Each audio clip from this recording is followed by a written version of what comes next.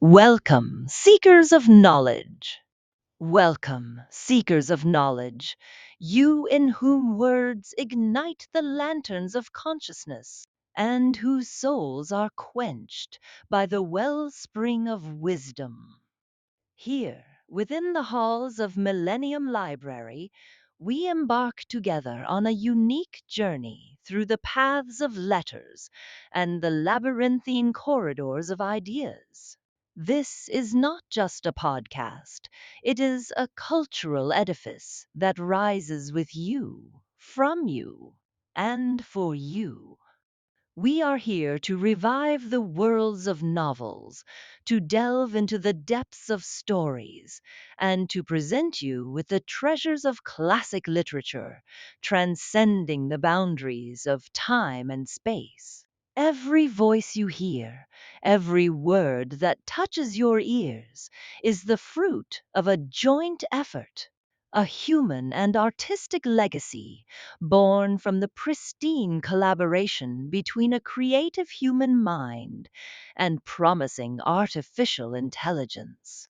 We have worked together to transform these timeless literary masterpieces, which are now in the public domain, into captivating audio experiences, reaching you pure, clear, and rich.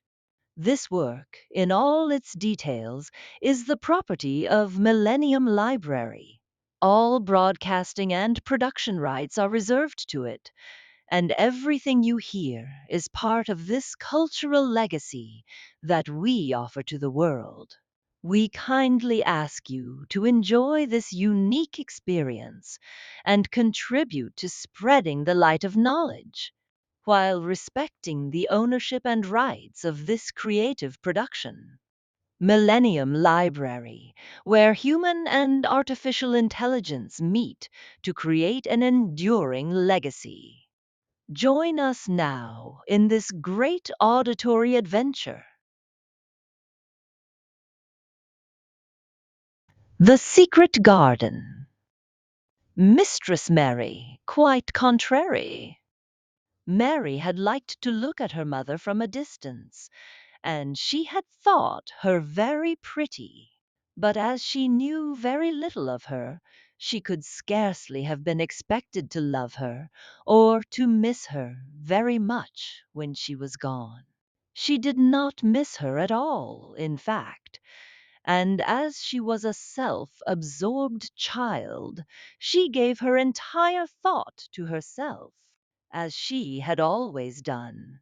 If she had been older, she would no doubt have been very anxious at being left alone in the world.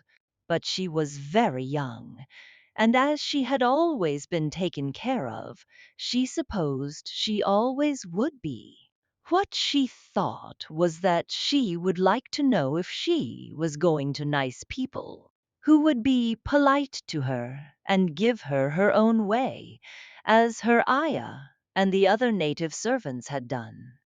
She knew that she was not going to stay at the English clergyman's house, where she was taken at first. She did not want to stay. The English clergyman was poor, and he had 5 children, nearly all the same age, and they wore shabby clothes, and were always quarreling and snatching toys from each other. Mary hated their untidy bungalow, and was so disagreeable to them that after the first day or two nobody would play with her. By the second day, they had given her a nickname which made her furious. It was Basil who thought of it first. Basil was a little boy with impudent blue eyes and a turned up nose, and Mary hated him. She was playing by herself under a tree, just as she had been playing the day the cholera broke out. She was making heaps of earth and paths for a garden, and Basil came and stood near to watch her. Presently he got rather interested and suddenly made a suggestion.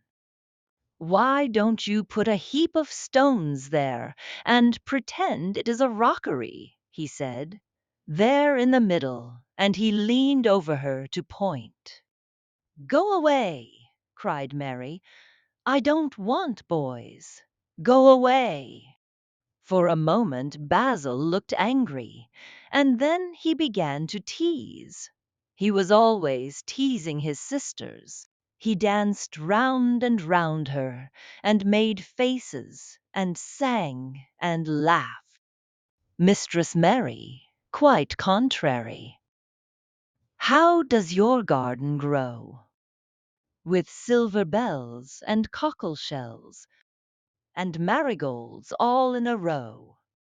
He sang it until the other children heard and laughed too, and the crosser Mary got, the more they sang Mistress Mary, quite contrary, and after that, as long as she stayed with them, they called her Mistress Mary, quite contrary when they spoke of her to each other, and often when they spoke to her.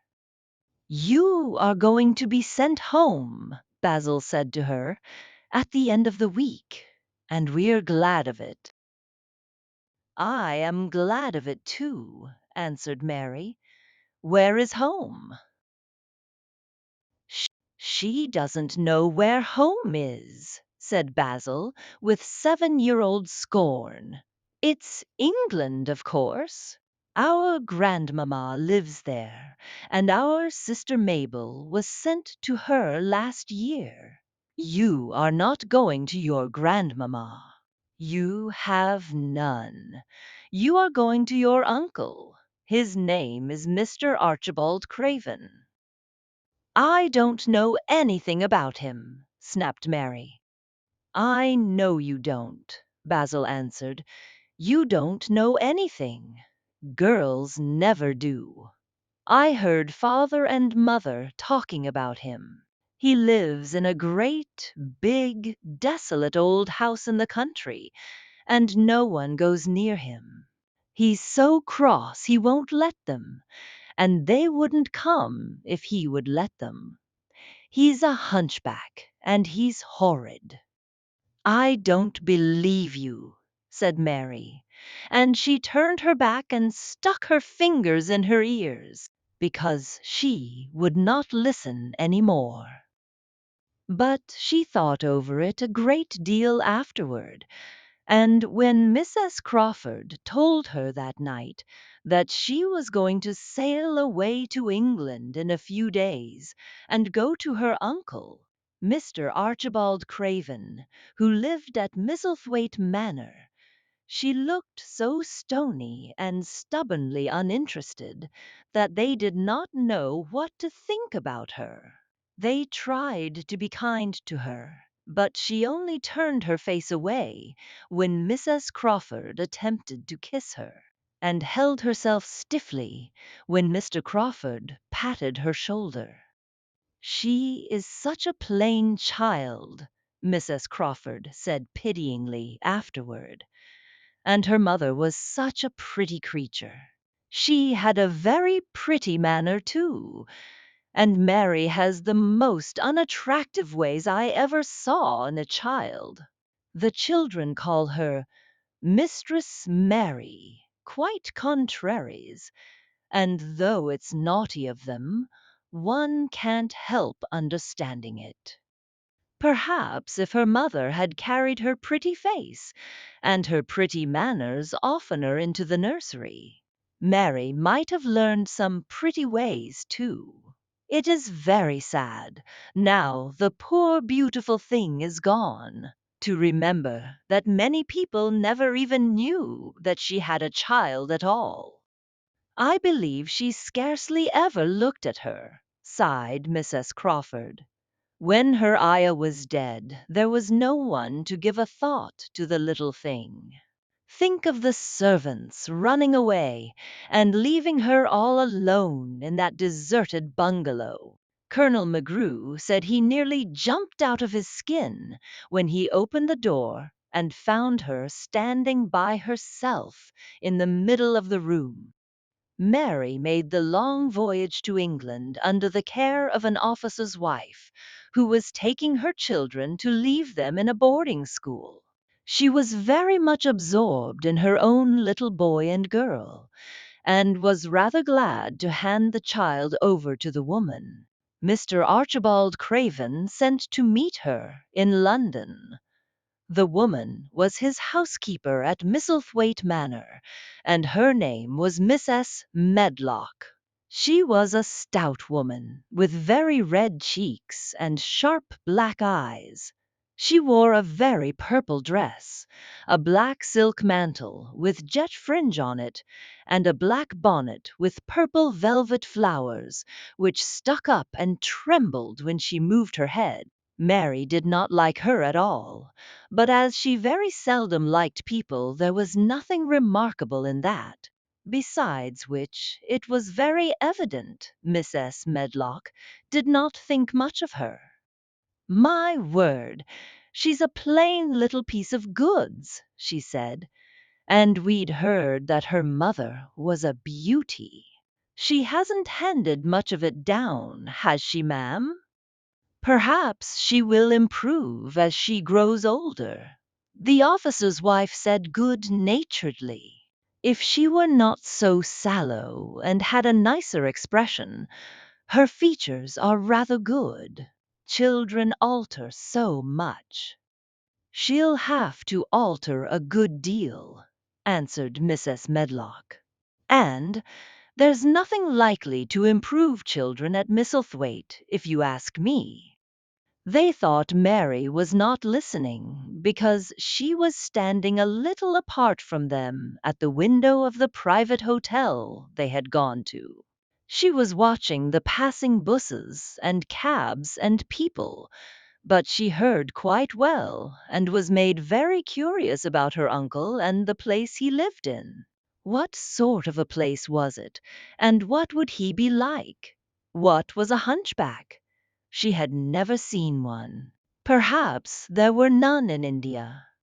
Since she had been living in other people's houses and had had no ayah, she had begun to feel lonely and to think queer thoughts, which were new to her. She had begun to wonder why she had never seemed to belong to anyone, even when her father and mother had been alive. Other children seemed to belong to their fathers and mothers, but she had never seemed to really be anyone's little girl. She had had servants, and food and clothes, but no one had taken any notice of her. She did not know that this was because she was a disagreeable child, but then, of course, she did not know she was disagreeable. She often thought that other people were, but she did not know that she was so herself.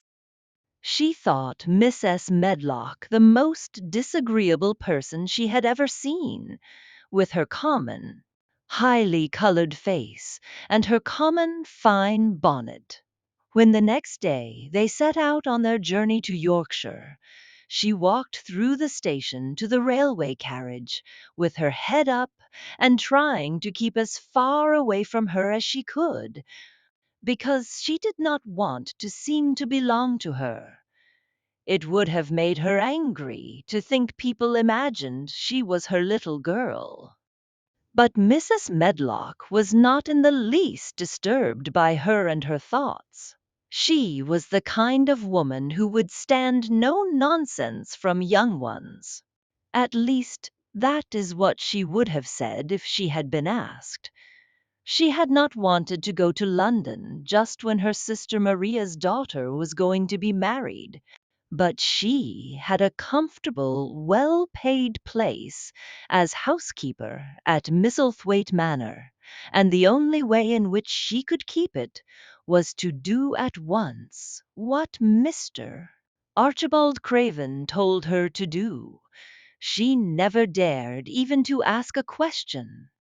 Captain Lennox and his wife died of the cholera, Mr. Craven had said in his short, cold way. Captain Lennox was my wife's brother, and I am their daughter's guardian. The child is to be brought here. You must go to London and bring her yourself." So she packed her small trunk and made the journey. Mary sat in her corner of the railway carriage and looked plain and fretful. She had nothing to read or to look at, and she had folded her thin little black gloved hands in her lap. Her black dress made her look yellower than ever, and her limp light hair straggled from under her black crape hat. "A more marred looking young one I never saw in my life," Mrs. Medlock thought. Marred is a Yorkshire word and means spoiled and pettish. She had never seen a child who sat so still without doing anything, and at last she got tired of watching her and began to talk in a brisk, hard voice. "I suppose I may as well tell you something about where you are going to," she said. "Do you know anything about your uncle?" "No," said Mary. "Never heard your father and mother talk about him?" "No," said Mary, frowning. She frowned because she remembered that her father and mother had never talked to her about anything in particular. Certainly, they had never told her things. "Humph!" muttered Mrs. Medlock, staring at her queer, unresponsive little face. She did not say any more for a few moments, and then she began again. "I suppose you might as well be told something to prepare you. You are going to a queer place." Mary said nothing at all, and Mrs. Medlock looked rather discomfited by her apparent indifference. But, after taking a breath, she went on. "Not but that it's a grand big place in a gloomy way. And Mr. Craven's proud of it in his way, and that's gloomy enough too. The house is 600 years old, and it's on the edge of the moor, and there's near 100 rooms in it, though most of them's shut up and locked. And there's pictures and fine old furniture and things that's been there for ages, and there's a big park round it, and gardens and trees with branches trailing to the ground, some of them." She paused and took another breath. "But there's nothing else," she ended suddenly. Mary had begun to listen in spite of herself. It all sounded so unlike India, and anything new rather attracted her. But she did not intend to look as if she were interested. That was one of her unhappy, disagreeable ways. So she sat still. "Well," said Mrs. Medlock, "what do you think of it?" "Nothing," she answered. "I know nothing about such places." That made Mrs. Medlock laugh a short sort of laugh. "Eh," she said, "but you are like an old woman. Don't you care?" "It doesn't matter," said Mary, "whether I care or not." "You are right enough there," said Mrs. Medlock. "It doesn't. What you're to be kept at Misselthwaite Manor for I don't know, unless because it's the easiest way. He's not going to trouble himself about you. That's sure and certain." She stopped herself, as if she had just remembered something in time. "He's got a crooked back," she said. "That set him wrong. He was a sour young man and got no good of all his money and big place till he was married." Mary's eyes turned toward her in spite of her intention not to seem to care. She had never thought of the hunchback's being married, and she was a trifle surprised. Mrs. Medlock saw this, and as she was a talkative woman, she continued with more interest. This was one way of passing some of the time, at any rate. She was a sweet, pretty thing, and he'd have walked the world over to get her a blade o' grass she wanted. Nobody thought she'd marry him, but she did, and people said she married him for his money. But she didn't. She didn't, positively. When she died, Mary gave a little involuntary jump. "Oh, did she die?" she exclaimed, quite without meaning to. She had just remembered a French fairy story she had once read called Riquet à la Houppe. It had been about a poor hunchback and a beautiful princess, and it had made her suddenly sorry for Mr. Archibald Craven. "Yes, she died," Mrs. Medlock answered. "And it made him queerer than ever. He cares about nobody. He won't see people. Most of the time he goes away, and when he is at Misselthwaite he shuts himself up in the West Wing and won't let anyone but Pitcher see him. Pitcher's an old fellow, but he took care of him when he was a child, and he knows his ways." It sounded like something in a book, and it did not make Mary feel cheerful. A house with 100 rooms, nearly all shut up and with their doors locked, a house on the edge of a moor. Whatsoever a moor was sounded dreary. A man with a crooked back who shut himself up also. She stared out of the window with her lips pinched together, and it seemed quite natural that the rain should have begun to pour down in gray slanting lines and splash and stream down the window. If the pretty wife had been alive, she might have made things cheerful by being something like her own mother, and by running in and out and going to parties as she had done in frocks full of lace. But she was not there any more. You needn't expect to see him, because 10 to 1 you won't, said Mrs. Medlock. And you mustn't expect that there will be people to talk to you. You'll have to play about and look after yourself. You'll be told what rooms you can go into and what rooms you're to keep out of. There's gardens enough. But when you're in the house, don't go wandering and poking about. Mr. Craven won't have it. "I shall not want to go poking about," said sour little Mary, and just as suddenly as she had begun to be rather sorry for Mr. Archibald Craven, she began to cease to be sorry, and to think he was unpleasant enough to deserve all that had happened to him. And she turned her face toward the streaming panes of the window of the railway carriage, and gazed out at the gray rainstorm, which looked as if it would go on forever and ever. She watched it so long and steadily that the grayness grew heavier and heavier before her eyes, and she fell asleep.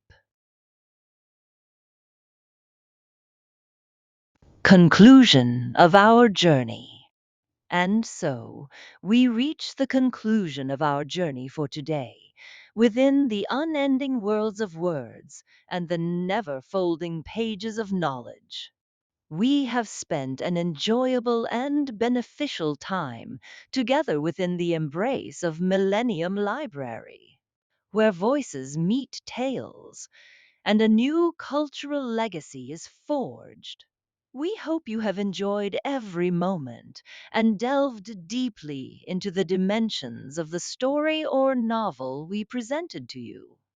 Always remember that this grand edifice, Millennium Library, is the result of a unique collaboration between human creativity and the profound depth of artificial intelligence.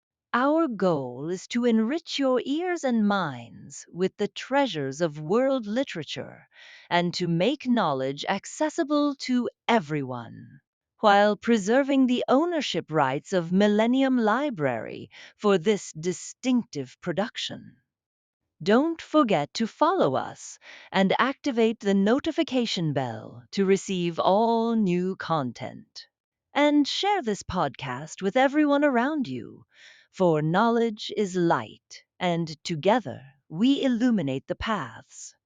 Until we meet again in a future episode and a new literary adventure, may you be in the care and keeping of Allah, and within the realm of immortal words. Millennium Library, where tales are embodied, knowledge is narrated, and creativity is immortalized.